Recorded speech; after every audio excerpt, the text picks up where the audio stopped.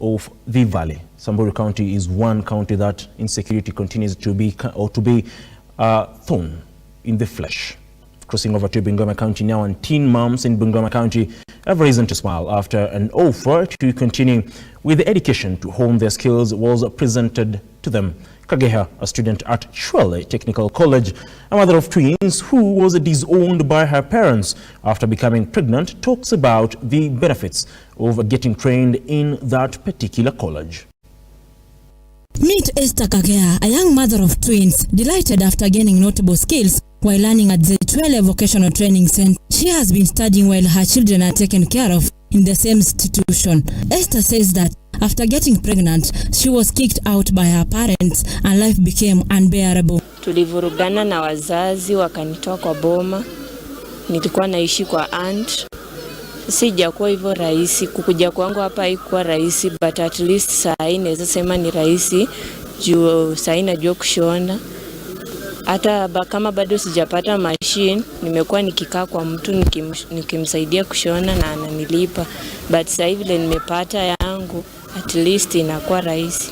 After joining Chwele Technical College, however, Esther explains that she has gained skills and getting the sewing machine will enable her to cater for her needs and that of her children. At least saa hii naweza jikeep, naweza saidia watoto wangu. At least saa hii naweza fanya kitu juu mimi naishi rentals. Saa hii naweza jilipia rent, saa hii sitegemei mtu sababu ya hii training nimejifunza. Peter Simiyu, who is the chairman of the Najijali project, which has now sponsored 50 teen mothers, says that the program focuses on helping the needy children and those that have been abandoned. Tunashirikiana kwa kufunza watoto ambao wamepata mimba za mapema. Tunawafunza katika tailoring and garment making.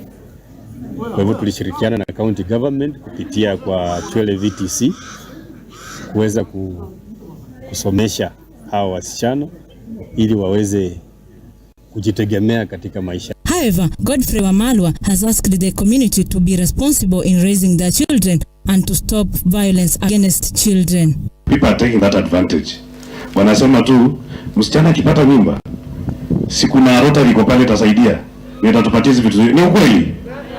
Hapana, we are not after that. Tuko hapa tuweze kusaidiana. Since its establishment in 2022, Chwele Vocational Principal notes that the exercise has been a success thanks to partnerships with different organizations to get resources and funding. That project with them in the year 2022.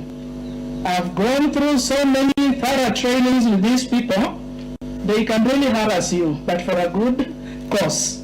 That is what I've gone through to be where I am. Maureen Bosire, Look Up TV. The government now says that there is